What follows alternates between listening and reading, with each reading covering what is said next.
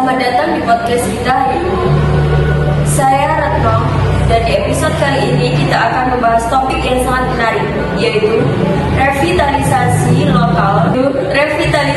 budaya lokal melalui program pendidikan non formal dan informal atau biasa disingkat dengan PNFI. Bersama saya sudah hadir narasumber luar biasa ini. Ada Kak Tio, seorang praktisi pendidikan non formal dan pemerhati budaya. Selamat datang Kak Tio. Terima kasih Pak Retno. Senang sekali bisa berbagi di sini. Langsung saja ya Kak. Dalam konteks PNFI, bagaimana pendekatan partisipatif bisa menjadi strategi utama dalam mengembangkan program berbasis budaya lokal? Pendekatan partisipatif sangat penting karena program PNFI berjalan di tengah masyarakat, bukan di kelas formal. Ini berarti warga, baik tokoh adat, pemuda maupun ibu-ibu PKK harus dilibatkan sejak awal, mulai dari perencanaan sampai evaluasi. Hal ini menciptakan rasa memiliki. Berarti program ini tidak bisa bersifat top down ya Kak? Betul, justru bottom up lebih cocok. Misalnya di Kabupaten Garut, warga diajak merumuskan kegiatan pelestarian seni calung lewat musyawarah kampung. Inilah kekuatan PNFI, merangkul komunitas sebagai subjek, bukan objek. Lalu, bagaimana proses penyusunan materi ajar yang berbasis budaya lokal? Materi ajar disusun berdasarkan kebutuhan dan identitas budaya setempat. Misalnya di daerah pesisir, materi belajar bisa memasukkan cerita rakyat laut atau teknik kerajinan dari bawah laut. Tujuannya adalah membumikan pembelajaran agar dekat dengan keseharian peserta didik. Wah, menarik sekali. Jadi bukan sekedar belajar baca tulis ya, tapi juga nilai-nilai lokal. Betul, budaya bukan hanya warisan, tapi sarana pendidikan karakter. Maka penting pelatihannya juga menyasar fasilitator.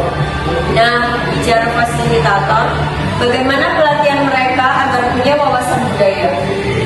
Pelatihan harus membekali mereka tidak hanya dengan metode antropologi, tapi juga pemahaman tentang budaya lokal setempat mereka mengajar. Luar biasa.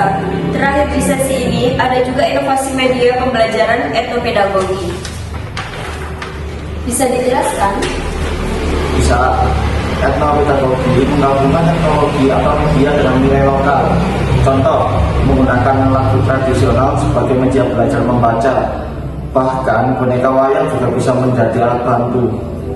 Luar biasa. Terima kasih Kak Tio. Sesi pertama ini benar-benar membuka wawasan. Kita lanjut ke sesi kedua. Kali ini kita akan membahas praktik-praktik baik yang sudah berhasil dilakukan melalui program PNFI berbasis budaya lokal. Dalam praktik budaya seperti membuat novel dan menyanyikan lagu daerah. Lalu sejauh mana komunitas terlibat dalam kegiatan-kegiatan seperti itu? Peran komunitas sangat vital, mulai dari merancang jadwal, menentukan lokasi belajar, bahkan menyumbangkan alat musik atau makanan tradisional untuk kegiatan belajar. Artinya bukan fasilitator yang bekerja sendiri ya Kak? Betul. Terus semakin banyak pihak yang terlibat, hasilnya akan semakin terasa. Berarti kolaborasi multi pihak menjadi kunci juga ya? Sangat penting. PNFI yang paling itu tidak bisa hanya mengandalkan dinas pendidikan. Harus ada peran LSN, tokoh adat, pemuda, dan sektor swasta. Keren banget. Nah Kak, bagaimana dampaknya ke masyarakat? Dampaknya cukup terasa. Identitas budaya jadi lebih kuat, masyarakat merasa dihargai. Di sisi lain, warga juga lebih percaya diri dalam berwirausaha berbasis budaya lokal. Wah, jadi tidak hanya budaya yang hidup, tapi ekonomi juga bangkit. Tepat sekali. Ini yang kita sebut sebagai pemberdayaan masyarakat berbasis budaya. Baik Kak Tio, sesi ini memberi gambaran nyata bagaimana PNFI bisa menjadi motor penggerak budaya dan ekonomi. Kita masuk sesi terakhir ya, sebentar lagi. Kak Tio, setelah bicara strategi dan praktek, baik sekarang mari kita ulas tantangan. Apa tantangan utama dalam revitalisasi?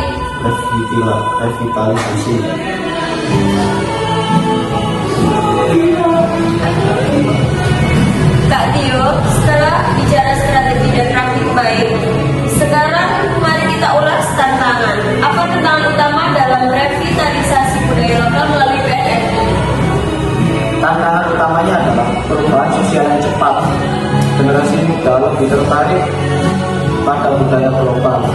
Selain itu, keterbatasan dana dan sumber daya manusia juga menghambat pengembangan program. Apakah ada solusi jangka panjang? Perlu kebijakan daerah yang mendukung, misalnya memasukkan unsur budaya lokal ke dalam kurikulum PNFI secara sistematis. Bagaimana peran teknologi dalam mendukung program ini?